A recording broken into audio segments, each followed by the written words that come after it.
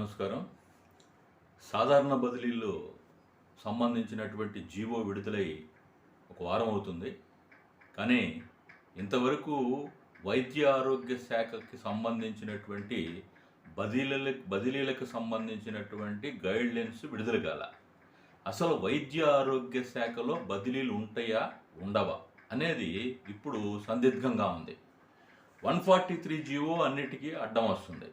అసలు ఈ 143 జీవో దగ్గర 2 సంవత్సరాల పైన ఇంప్లిమెంట్ చేసి మరి అక్కడికెళ్ళినటువంటి ఎక్కడైతే రీడిప్లాయ్‌మెంట్ చేశారో అక్కడ ఇప్పటి వరకు కూడా జీతాలు ఇవ్వలేని పక్షంలో అసలు ఈ 143 జీవో ఏ విధంగా ఇంప్లిమెంట్ చేస్తారనేది ఎవరికీ అర్థం కావట్లా.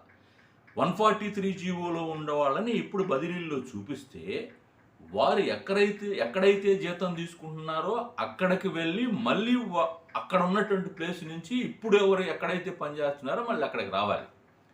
ఇంత తతంగం జరగాలి. అలాగే రీడిప్లాయ్‌మెంట్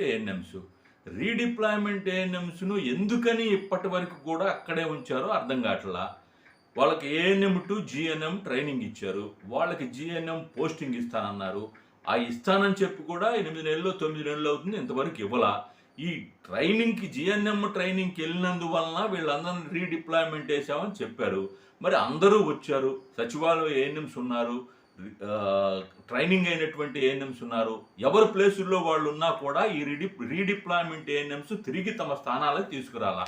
ఏదైనా వర్క్ అడ్జస్ట్మెంట్ అంటే 1 నెల 2 నెలల్లో మ్యాక్సిమం 6 నెలలు ఉంటుంది. అంతే తప్పితే 2 సంవత్సరాల నుంచి పాపం వాళ్ళని ఆ విధమైనటువంటి ఇబ్బందులు పెడుతున్నారు. ఆ సెకండ్ ఏఎన్ఎంస్కి 23,000 జీతం వస్తే వాళ్ళని తీసుకెళ్ళి చాలా దూరం వేశారు.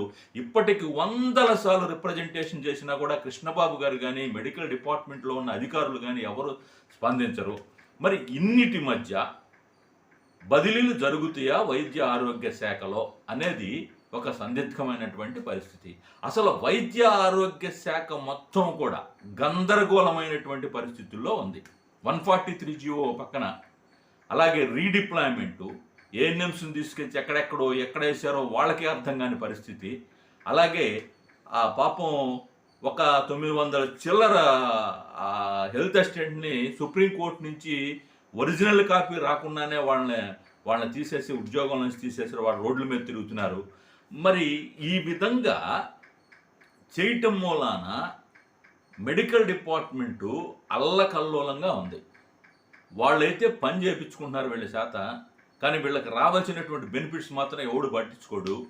కేవలం ఎఫ్ఆర్ఎస్ మీద దృష్టి సారించారు తప్పితే, ఆ ఎఫ్ఆర్ఎస్ లేదంటే యాపులు తప్పితే వైద్య ఆరోగ్య శాఖలో పనిచేసేటటువంటి ఏ సిబ్బందికి కూడా ఎటువంటి ఫైనాన్షియల్ బెనిఫిట్స్ కానీ లేదా వాళ్ళకి రావాల్సినటువంటి రాయితీలు కానీ వాళ్ళ పడుతున్నటువంటి కష్టం కానీ అర్థం చేసుకునే నాదుడే ఈ వైద్య ఆరోగ్య శాఖలో అధికారులు లేనేలేరు. ప్రతి వాళ్ళు ఏసీ గదుల్లో కూర్చున్నారు. ఈ మధ్య అన్ని తిరిగి వస్తున్నా నేను. ప్రతి వాడు కింద డిఎంహెచ్ఓ ఆఫీస్ దగ్గర నుంచి, అలాగే ఈ పిహెచ్లో కూడా పెట్టారేమో, అక్కడి నుంచి ప్రతి వాళ్ళు ఏసీ గదుల్లో కూర్చొని పనిచేస్తున్నారు. ఓకే, ఇబ్బంది ఏం లేదు. కానీ ఏసీ గదుల్లో కూర్చొని మనం ప్లాన్ చేసి కిందకి పంపిస్తే కింద గ్రౌండ్ లెవెల్లో పడేటటువంటి కష్టాలు కూడా మీరు తెలుసుకోవాలని మనవి చేస్తున్నాం. అంతే. పోతే ఈ గత 2 సంవత్సరాల నుంచి ఈ వైద్య ఆరోగ్య శాఖలో కేవలం ఈ 143 జీవోని అడ్డం పెట్టుకొని బదిలీలు ఆపేశారు. మన వైద్య ఆరోగ్య శాఖలో ఉన్నటువంటి ఈ సంఘ నాయకులేమో మా సంఘానికి గుర్తింపు కావాలని తిరిగేవాడే తప్పితే ఒక్క Telugunadu medical and health employees union వాళ్ళు తప్ప ఈ 143 జీవో క్యాన్సిల్ చేయమని అడిగినాడు కానీ, రీడిప్లాయ్‌మెంట్ క్యాన్సిల్ చేయండి, ఏఎన్ఎం సిబ్బంది పడుతున్నారని చెప్పి అడిగినాడు కానీ, ఇంతవరకు ఏపీ ఎన్జిఓ అసోసియేషన్ దగ్గర నుంచి ఏ నాయకుడు కూడా అడిగిన పాపాన పోట్లా. మరి వీళ్ళందరూ అడగకపోతే వాళ్ళకేం ఇబ్బంది లేదని చెప్పి మరి ఆ ప్రభుత్వం అనుకుంటుందో ఏమో అర్థం కావట్లా. వెళ్ళిన ప్రతిసారి ఈ మెడికల్ అండ్ హెల్త్లో ఈ Telugunadu medical and health employees union వాళ్ళు తప్ప ఏ సంఘం కూడా రిప్రజెంటేషన్ చేయట్లా వీళ్ళ గురించి, వీళ్ళ కష్టాల గురించి. మరి ఇవన్నీ దృష్టిలో పెట్టుకొని కృష్ణబాబు గారు ఏమన్నా వైద్య ఆరోగ్య శాఖలో ఉన్నటువంటి ఉద్యోగస్తులు మరీ ముఖ్యంగా ఏఎన్ఎంస్, ఆశాలు, ఫీల్డ్ స్టాఫ్ మొత్తం కూడా చాలా సంతోషంగా ఉన్నారని ఆయన అనుకుంటున్నారేమో, మరి నాకైతే తెలీదు.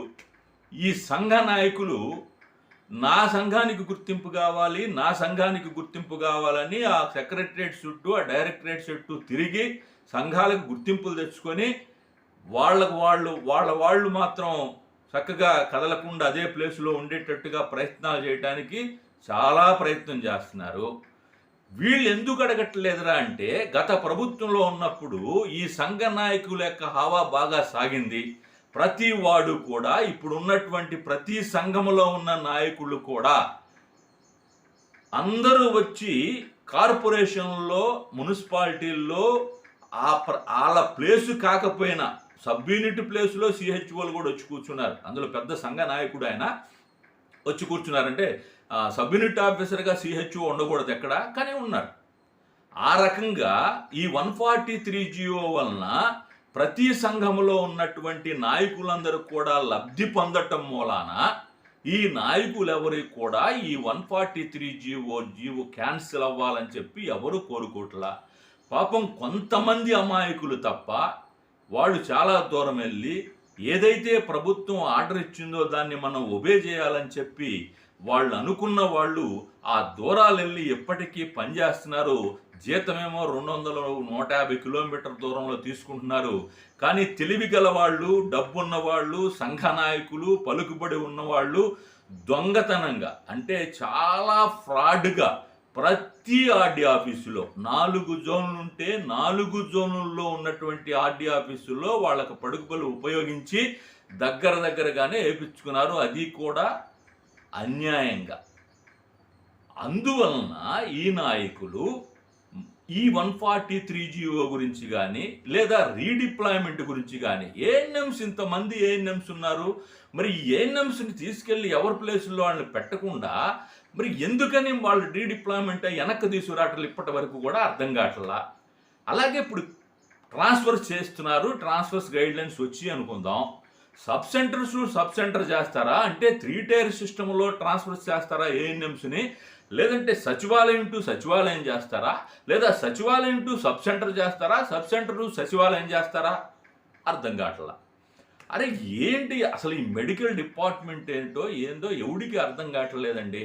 చివరికి మనం మరి మీరందరూ ఇప్పుడు ఆ ఎంఎల్హెచ్పీలు స్ట్రైక్ చేస్తున్నారు, అయినా పని జరుగుతుంది. కానీ మీ ఏఎన్ఎంస్లో యూనిటీ లేదు. సెకండ్ ఏఎన్ఎంస్ అంటారు, జిఎన్ఎం ట్రైనింగ్ అయినాడు కొత్తగా ఒక గ్రూప్ కట్టారు, మళ్ళీ పర్మనెంట్ ఏఎన్ఎంస్ అంటారు, కాంట్రాక్ట్ ఏఎన్ఎంస్ అంటారు. ఈ విధంగా ఇన్ని రకాల ఏఎన్ఎంస్ ఉంటే మీరు ఎలా గెటాన్ అవుతారు అనేది నాకు అర్థం కావట్లేదు. మీరందరూ ఒక్క బుధవారం లేదు, ఇప్పుడు వాళ్ళు చేస్తున్నారు 4 రోజుల పైనుంచి చేస్తున్నారు. మీరు 2 బుధవారాలు 2 శనివారాలు మానేసేయండి వ్యాక్సిన్ చేయకుండా. వాళ్ళందరూ ఎట్ట దారికి రారో చూద్దాం. మీ చేతిలో పవర్ ఉంది, కానీ మీకు యూనిటీ లేదు. పాప సెకండ్ ఏఎన్ఎంస్ గొడ్డు సేకరీ చేస్తున్నారు, తీసుకునేది చాలా తక్కువ జీతం. ఎవ్వడు ఎన్నిసార్లు ఎంతమంది అధికారుల దగ్గరికి మొరబెట్టుకున్నా కూడా ఇనే నాదుడే లేడు. కాబట్టి ప్రభుత్వానికి, కృష్ణబాబు గారికి నేను విజ్ఞప్తి చేసేది ఏంటంటే, ఒక్కసారి మెడికల్ అండ్ హెల్త్ డిపార్ట్మెంట్ మీద దృష్టి సారించి దాన్ని ఒక గాడిలో పెట్టండి. ఆ 143 జీవోని, ఆ రీడిప్లాయ్మెంట్ని రద్దు చేయండి అని చెప్పి నేను డిమాండ్ చేస్తున్నా. నమస్కారం.